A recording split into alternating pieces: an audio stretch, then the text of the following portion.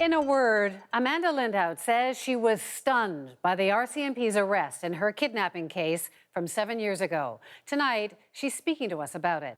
Lindhout was held for 15 months in Somalia, where she was raped and tortured. On Friday, Ali Omar Ader, the man she recognizes as Adam, was charged with hostage-taking. Police say he was the chief negotiator in the ransom talks. Today on Facebook, Lindhout described the moment she got the call from the RCMP officer. He said to me, "Are you sitting down?"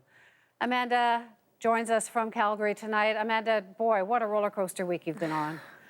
Yeah, it has been quite the weekend. Can I ask you to recount for me what happened when you got that call? Yeah, I was home alone at my home in Canmore on Thursday night when my contact from the RCMP told me that he wanted to speak to me at 8 p.m. Mountain Standard Time. I had been expecting to speak to my contact a little later in the week, so I was surprised about the phone call, and I wasn't expecting at all the news that this man had been arrested, and in Ottawa of all places. So he said to you, "Are you sitting down?" You weren't, though, right? I wasn't sitting down, and I literally collapsed on the floor on my knees and began to weep. I cried for probably a full 5 minutes with those men on the other end waiting for me to collect myself. I was so overwhelmed with emotion. It's been a long journey. I have known that they were working on this for the last 5.5 years. But maybe I never believed that would actually culminate in an arrest. So the moment that I found out was an absolute surprise. And then the next day they posted the photo. That must have been pretty shocking, too, to see his face. It was hard, actually, to see his face. After all of this time, it brought back a lot of memories for both me and my mother who had to deal with this man as well on a really regular basis, as he would call her and harass her and terrorize her. What you went through was so brutal. Does the fact that he's been arrested, does that help? Does that make you better?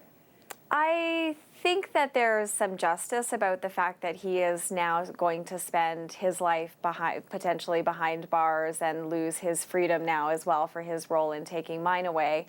But as I said in my statement, my freedom and my happiness are not contingent on his future. I don't require him to be in prison in order for me to move on and to heal myself, though that's where he is right now, and I'm okay with that. I'm happy about that. Lots of questions about how the Canadian police were able to get him here. Do you have any idea how they were able to nab him?